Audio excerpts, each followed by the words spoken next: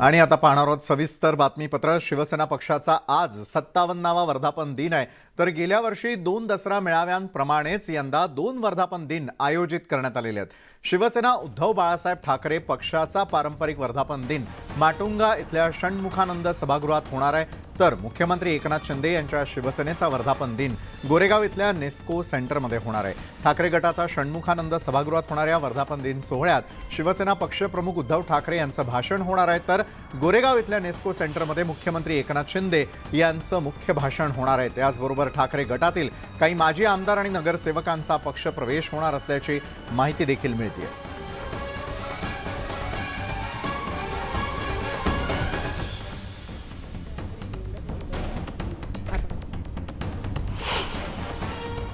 हा वर्धापन दिन सोहळ्याचा कार्यक्रम आहे।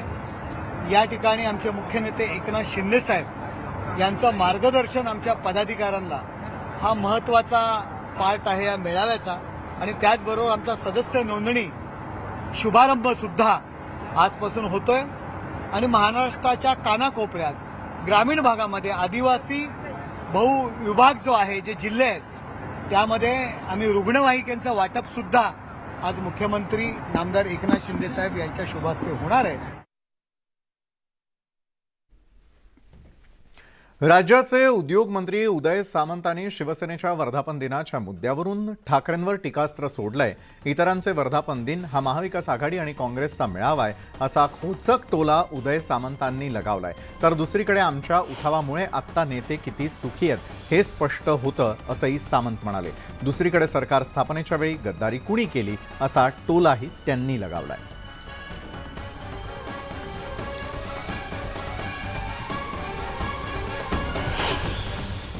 महाराष्ट्रातला हजारो शिवदूत या ठिकाणी येत आहेत। पदाधिकाऱ्यांचा हा फार मोठा हजारो लोकांचा हा मेळावा आहे आणि याच्यातनं मुख्यमंत्री महोदयांनी 10 महिन्यामध्ये 11 महिन्यामध्ये महाराष्ट्रासाठी जे काही केलेलं आहे हे जनतेसमोर आहे। आणि अजून आम्ही भविष्यामध्ये काय करणार आहोत हे शिवसैनिकांना कदाचित त्यांच्या मार्गदर्शनातून कळेल, परंतु आमच्या दृष्टीनं आजचा दिवस हा अतिशय महत्त्वाचा आहे। वंदनीय बाळासाहेबांचा विचार जो काय होता तो कशा पद्धतीनं पुढे नेला गेला, त्याच्यामुळं कशामुळे 2 वर्धापन दिन झाले हे आपल्याला देखील माहिती आहे। आणि म्हणून हा शिवसेना आणि भाजपची नैसर्गिक युती झाल्यानंतरचा पहिला वर्धापन दिन आहे। गद्दारी कोणी केली?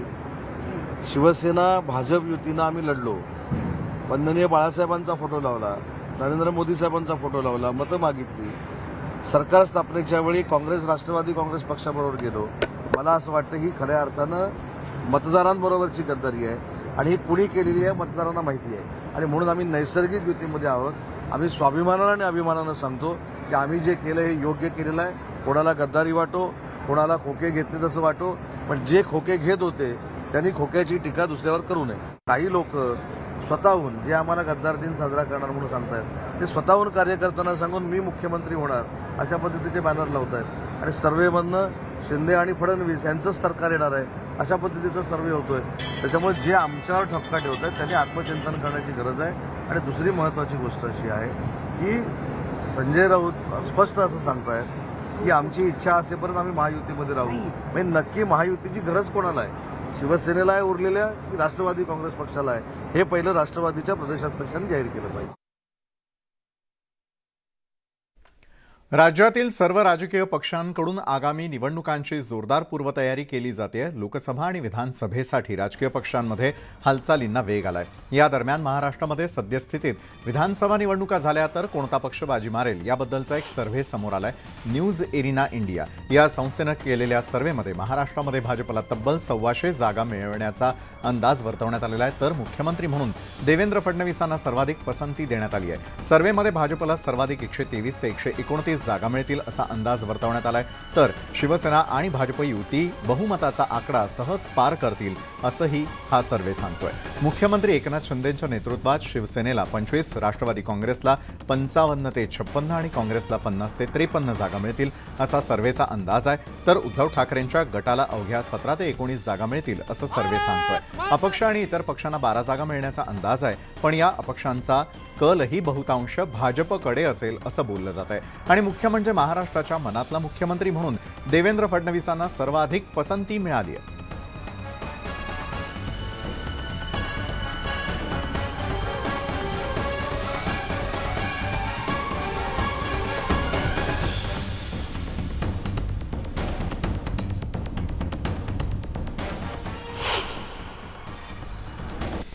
तर एक्झिट पोलचे अंदाज नेमकं काय सांगताय त्यावरती आपण एक नजर टाकूयात. न्यूज एरेना इंडियाचा हा सर्वे आहे. भाजपला 123 ते 129 जागा, शिवसेनेला 25 जागा, राष्ट्रवादीला 55 ते 56 जागा, काँग्रेसला 50 ते 53 जागा, ठाकरे गटाला 17 ते 19 जागा आणि अपक्षांची संख्या असेल 12. तर महाराष्ट्रामध्ये महायुतीचीच बाजी असेल असं न्यूज एरेना इंडियाचा सर्वे सांगताना दिसतोय.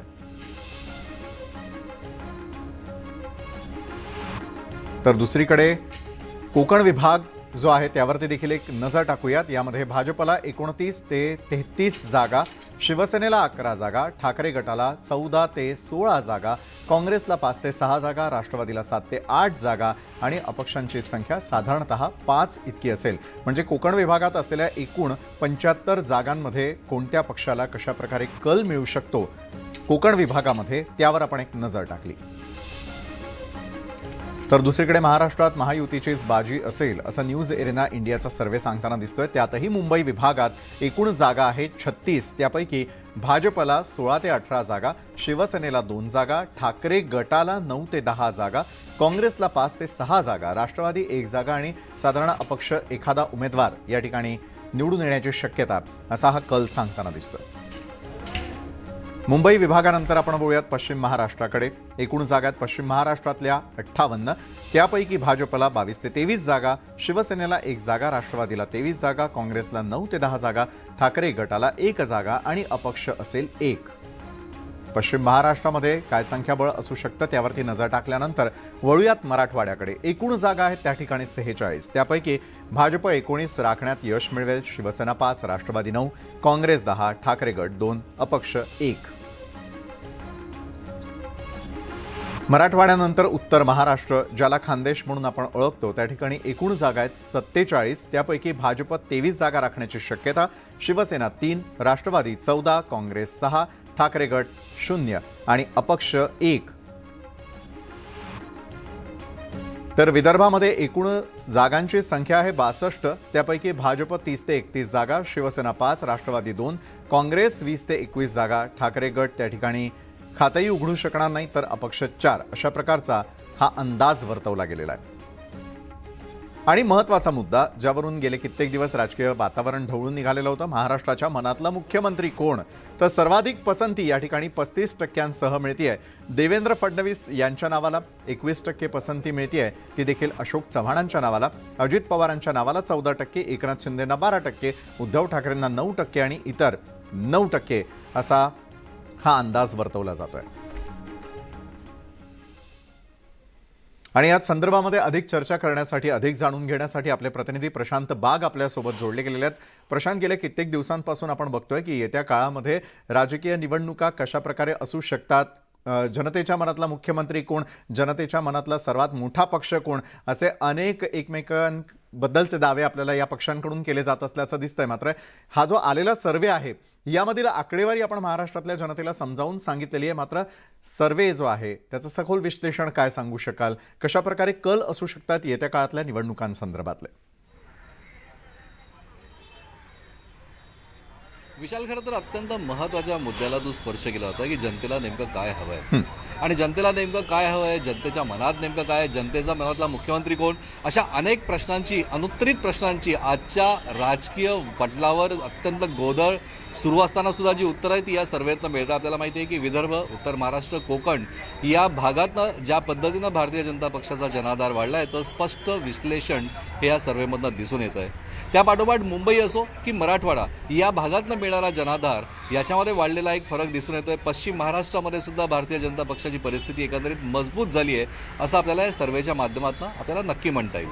आपल्या प्रशासकीय कारकिर्दीमध्ये देवेंद्र फडणवीस यांनी गेल्या सरकारी 5 वर्ष ज्या पद्धतीनं काम केलं, त्यांचा म्हणजे योग्य तो मुख्यमंत्री म्हणून जो सगळ्यात अर्थानं एक विचार जनतेपर्यंत पोहोचला होता. पण त्यानंतर मात्र या पंचवार्षिकमध्ये अनेक राजकीय घडामोडी झाल्या. मविया सरकार आलं, त्यानंतर शिंदे फडणवीस सरकार आलं, पण अजूनही उपमुख्यमंत्री जरी देवेंद्र फडणवीस असले तरी मुख्यमंत्री म्हणून त्यांना पसंती दिली जाते. अशा प्रकारचा कल एक जनतेच्या मनातून आपल्याला दिसून येतोय. आता सर्वे जसे एक सुरू यायला सुरुवात दिली तसा हा एक सर्वेला येत्या दिवसामध्ये अजून अनेक सर्वे येतील. पण सगळ्यात महत्त्वाचं तेच आहे की निवडणुकांचं पडघम वाजायला सुरुवात झाली आहे येत्या काळामध्ये तातडीनं ज्या BMC निवडणुका होतील त्यासुद्धा एक रिफ्लेक्शन असणार आहे आगामी निवडणुकांचं. विधानसभा निवडणूक, लोकसभा निवडणूक ही एकत्र होते का, हा सुद्धा मुद्दा महत्त्वाचा असणार आहे. पण त्याचबरोबर जनतेचे प्रश्न हा सगळ्यात जनतेसाठी असलेला आवश्यक असलेला विषय आहे. ज्या पद्धतीनं शिंदे फडणवीस सरकारनं बॅकलॉग कव्हर करण्यासाठी, कोरोना काळातला बॅकलॉग कव्हर करण्यासाठी धडाकेबाज पद्धतीनं काम सुरू केलेलं आहे.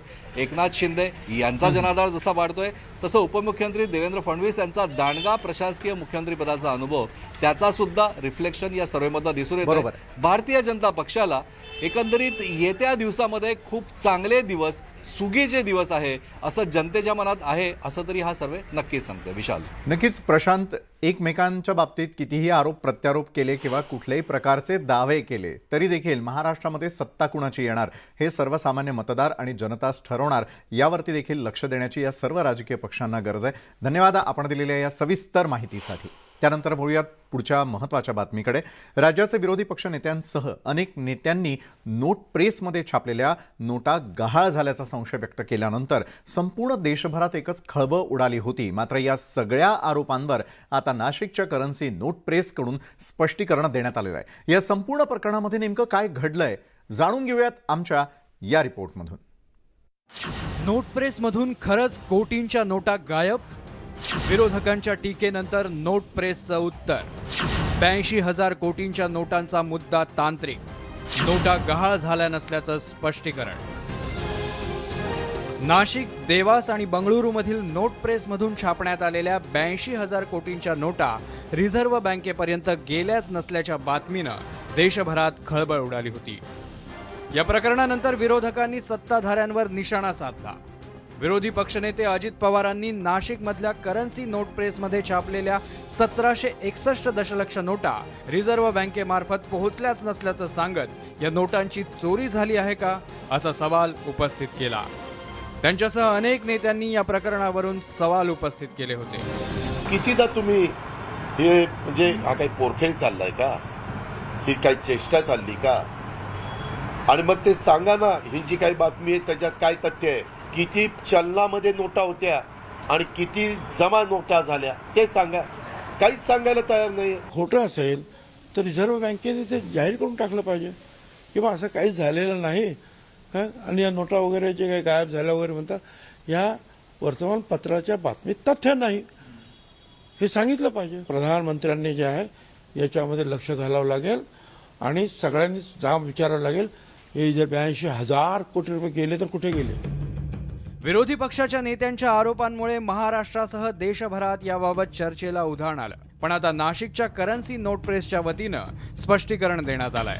India security currency note press मजदूर संघाचे जनरल सेक्रेटरी जगदीश गोडसे यांनी तांत्रिक बाबीमुळे हा संभ्रम निर्माण झाल्याचा दावा केलाय. रस्ता मार्गानं आणि रेल्वेनंही नोटांचा पुरवठा होतो, त्यामुळे काही नोटा 2-3 दिवसांनी पोहोचतात. याची नोंद एप्रिल महिना म्हणजेच पुढील आर्थिक वर्षात केली जाते. त्यामुळेच हा संभ्रम निर्माण झाल्याचं त्यांचं म्हणणं आहे. कुठे किती नोटा छापल्या, किती रवाना झाल्या याची संपूर्ण नोंद असते.